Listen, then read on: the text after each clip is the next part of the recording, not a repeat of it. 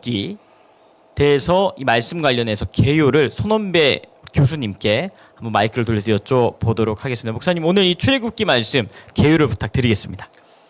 예, 출애굽기에 대하여 우리 정화 목사님 그 설교 제목이 뭔지 아세요? 출애굽기 설교하시면서 하나님이 예비하신 것을 알자, 이 주제로 설교를 하셨어요. 하나님이 예비하신 것을 알자. 말씀표 한번 올려주실래요? 그래서 하나님께서 이스라엘 백성들이 애굽에 있었잖아요. 예, 종노릇하고 있었습니다. 근데 광야를 거쳐서 가나안 땅에, 이 가나안에, 가나안 아시죠? 젖과 꿀이 흐르는, 야, 그곳에 참 하나님께서 온갖 번성하는, 야, 짓지 아니한 집을 살게 하시고 포도원을 주시고요, 야, 푸른 초장을 주시고, 야, 모든 것을 배불리 먹이시고 참 장수하게 하시는 이 가나안의 복이 하나님 예비하신 것인데, 그래서 이스라엘 백성들이 출애굽해서 가나안 땅으로 가는 여정, 역사에 대하여 말씀하고 계신 거예요. 애굽에서 홍해를 통과하여 광야로, 광야에서 요단강을 건너 가나안으로. 하나님께서 예비하신 복이 어디에 있어요? 가나안에 있습니다. 가나안에 있는데, 그러면 야, 이스라엘 백성의 역사가 우리의 역사와 무슨 상관이 있냐? 야, 그것에 대하여 정원 목사님께서는 구약의 가나안에 하나님이 예비하신 것이 신약의 거기 말씀표의 상단에 있죠. 신약의 그리스도 안에 있다는 얘기예요. 구약 시대에 가나안에 예비하신 것이 신약 시대에 예수님 안에, 예수 안에, 그리스도 안에 있다는 얘기입니다. 그래서 구약 이스라엘 백성들의 이 애굽 광야 가나안으로 가는 이 역사가, 이 여정, 이 역사가 실은 신약의 교회의 역사고 개인의 신앙의 여정이라는, 그래서 우리도 애굽 같은 세상에서 출애굽해서 홍해를 건너서요.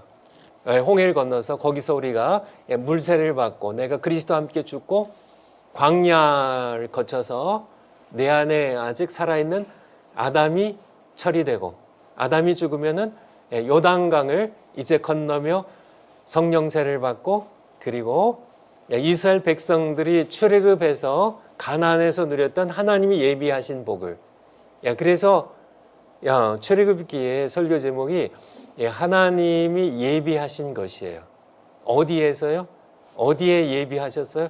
가나안에. 우리도 마찬가지로 예수님 안에 가나안에 예비하신 모든 이스라엘 백성들을 위하여 가나안에 하나님께서 예비하셨던 모든 복이, 예비하신 모든 복이 예수님 안에 있다는 거예요. 우리도 이스라엘 백성들이 요단강을 건너서 가나안 땅에 들어가야 하는 것처럼, 그래야 복을, 하나님 예비하신 복을 누리는 것처럼 우리도 애굽 같은 세상을 떠나서 우리가 광야를 거쳐서 예수님 안에 최종 목적지에 들어가면 거기에 하나님이 예비하신 젖과 꿀이 흐르는, 사실 이스라엘 백성이 들어갔던 그 약속의 땅보다 훨씬 더 넘치는 하나님이 예비하신 복을 누리게 된다는 겁니다.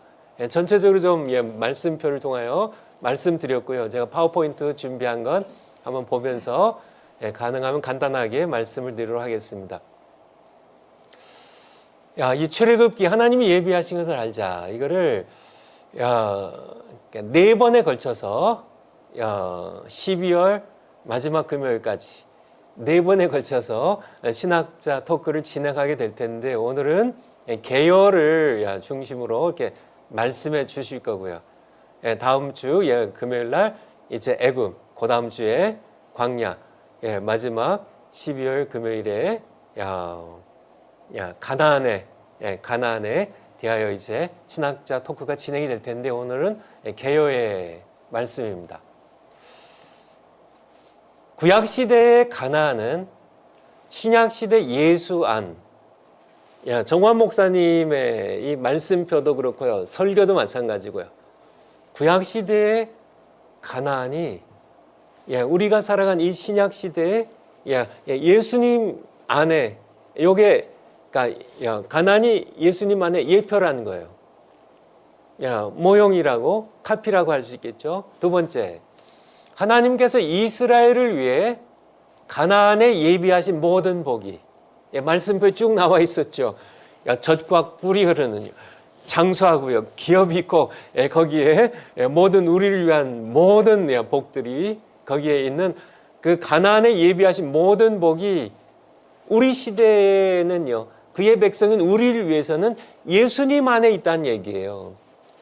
이스라엘 백성들이 출애굽해서 가나안 땅을 꼭 들어가야 했던 것처럼, 그래야만 이 가나안의 복을 누렸던 것처럼, 광야에서 엎드려 죽으면 안 되는 것처럼요, 거기에 들어가야 되는 것처럼 우리도 하나님께서 이스라엘 백성들이 가나안 땅에서 누렸던 하나님 예비하신 모든 복을 예수님 안에 예비하셨기 때문에 우리가 예수님 안에 들어가야 된다는 얘기예요. 그것을 여러분들이 이 땅에서도 누리고요, 영원히 우리가 하늘나라에 가서도 누릴 텐데요. 그렇기 때문에 세 번째, 그러므로 이스라엘 백성처럼 우리도 애굽을 탈출하여 홍해를 건너고요, 광야에 들어가서 내 안에 아담이 죽고요, 그리고 요단강을 건너서 가나안, 우리의 가나안인 예수님 안에 들어가게 되면 하나님께서 예비하신 가나안의 모든 복이 우리의 것이 된다는, 이것이 정광 목사님의 설교의 핵심 내용입니다. 파워포인트 다음 거요. 구약 시대의 애굽은 신약 시대의 세상을 보여주는 모형이다. 그러므로 우리는 애굽을 통하여 오늘날의 세상을 이해할 수 있다는 얘기입니다. 우리가 세상을, 여러분들 이제 다음 시간에 다시 더 구체적으로 말씀을 함께 우리 교수님들과 함께 나누게 되겠지만은 이 세상을 여러분들 이해할 수 있어요? 오늘날 돌아가는 이 세상입니다. 막 컴퓨터가 있고 뭐 스마트폰이 있고 뭐 세상에 막 정치가 돌아가고 뭐 하마스와 이스라엘이 전쟁을 하고 뭐 이런 세상을, 이 세상을 여러분들이 세상을 이해하겠냐고요. 이 세상을 여러분들이 이 세상이 어떤 방향으로 나아갈지 여러분들 이해하시겠어요? 어려워요, 사실은. 우리 코앞에 닥쳐 있는데, 그렇죠? 우리가 이 세상을 파악하기 어려운데 어떻게 하면 이 세상을 이해할 수 있냐면, 오늘날 우리가 살아가는 이 세상을 이해하는데 우리가 어떻게 이해할 수 있냐면 애굽을 보면 오늘날 세상을 이해할 수 있다는 거예요. 이게 정광 목사님의 성경 해석이고 설교의 핵심 내용이에요. 우리가 이 세상, 지금 세상이 어떻게 돌아가는지 세상 잘 모르거든요. 우리가 세상에서 살아가면서 맞닥치는 이 진행되는 이 세상에, 이 광대한 이 세상에, 참 복잡다단한 이 세상에 우리가 세상을 어떻게 일목요연하게 정확하게, 그리고 이 세상이 어떤 방향으로 나가는지 그 방향까지 이해할 수 우리는 없어요. 그런데 어떻게 세상을 이해할 수 있고 세상의 방향을 이해할 수 있냐면 애굽을 보면 이해할 수 있다는 게 정광 목사님이 말씀표의 핵심 내용이에요. 애굽을 보면 이 세상의 임금이 누구냐? 바이든 대통령인가 푸틴인가요? 아니면 세상의 임금 이렇게 대통령들인가요? 정치인들인가요? 어떤 경제 위대한 학자인가요? 아니란 얘기예요. 이 세상의 임금은 마귀라는 것, 그것을 애굽의 역사를 통해서요 우리가 투시해 볼 수 있다는 얘기예요. 애굽의 역사를 보면 애굽이라는 이 역사를 통하여, 이 관점을 통하여 우리는 오늘날 세상을 꿰뚫어 볼 수 있다는 얘기입니다. 애굽의 통치자가 바로였던 것처럼 이 시대에도 바로가 바로 마귀의 모형이라는 얘기.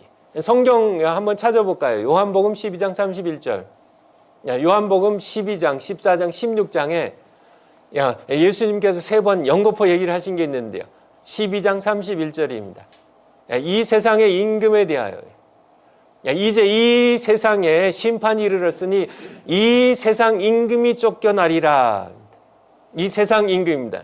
우리가 살아간 이 세상에 임금이 있어요. 미국의 대통령이 아니고요. 러시아의 푸틴이 아니고요. 중국의 시진핑이 아니고 어떤 나라의 대통령이 아니라 이 세상의 임금은 누구예요? 바로가 애굽의 왕이었던 것처럼, 임금이었던 것처럼 이 세상의 임금은 마귀예요. 그는 32절에 있는 것처럼 내가 땅에서 들리면 십자가에 못 박혀 피 흘려 죽게 되면 모든 사람을 내게로 이끌겠노라 하시니, 사실 세상 임금 마귀가 쫓겨나는, 세상 임금 마귀가 심판을 어디서 받냐면 예수님의 십자가의 죽으심을 통하여 세상 임금이 심판을 받습니다. 31절과 32절이 연결되어 있는 거죠. 내가 세상에서 들리면 세상 임금 마귀가 심판을 받고 모든 사람이 내게로 이끌려 올 것이라는 그런 말씀에 대한 말씀이죠. 파워포인트를 다시 한번 가보죠. 파워포인트. 모든 백성이 바로의 종이었듯이 오늘날 세상 모든 사람은 사탄의 종이라는 얘기입니다. 그러니까 이걸 우리가 어떻게 알 수 있나? 지금 우리가 자유로운데 우리 미국 사람들이, 한국 사람들이 우리가 종이에요? 종이란 얘기예요. 왜요? 바로 애굽이 오늘날 세상을 보여주는 모형이기 때문에요. 바로에게 모든 백성이 종이었다면 오늘날 모든 사람은 사탄의 종이란 얘기예요. 세 번째, 바로의 종들에게 기업이 없었듯이 오늘날 사탄의 종들에게도 기업이 없다는 얘기예요. 이 세상의 것도 다 결국은 다 잃게 되는 거고요. 다 자기들 것이 아니죠. 죽으면 갖고 가요. 천국에도 기업이 없다는 얘기예요.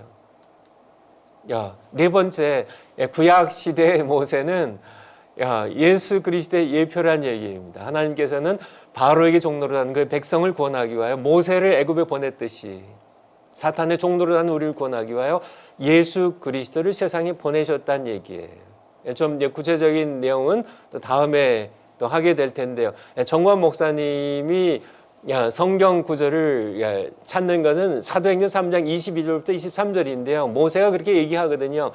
너희가 이제 너희 형제 가운데 하나님께서 나와 같은 선지자 한 명을 또 일으키실 것이라고, 너는 그의 말을 들으라고, 그를 따라가라고 그렇게 나에게 하듯이 모세가 자신이 예표이고 장차 이스라엘 백성 가운데 태어나실 메시아에 대한 예언을 했는데요. 바로 예수 그리스도시죠.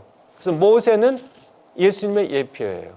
모세를 애굽에 보내셨듯이 예수님께서는 모세와 같은 또 다른 선지자로 예수 그리스도를 우리를 구원하기 위하여, 사탄에게서 우리를 구원하기 위하여 세상에 보내셨다는 얘기입니다. 파워포인트 다음 거요. 백성을 불러내고 바로와 분리시키고 10가지 재앙을 부으셨고요. 오늘날도 이 방법을 하나님께서 쓰신다는 그런 말씀입니다. 6월절에 대하여 다음에 더 자세히 이제 다음 금요일 날 할 것이기 때문에 성경 한 권만 좀 찾아보고 출애굽기 12장 29절, 출애굽기 12장 29절. 모세에게 하나님께서 이제 6월절에 대해서 말씀하시면서 이 6월절은 10번째 재앙을 통하여 이제 만들어지는 그런 절기인데요.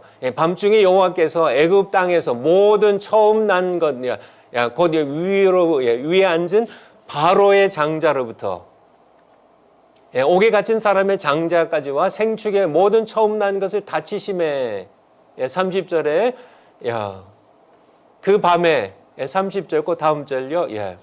그 밤에 바로와 그 모든 신하와 모든 애굽 사람이 일어나고 애굽에 큰 호곡이 있었으니, 이게 이제 10번째 재앙이죠. 바로 6월절 밤에 있었던 10번째 재앙입니다.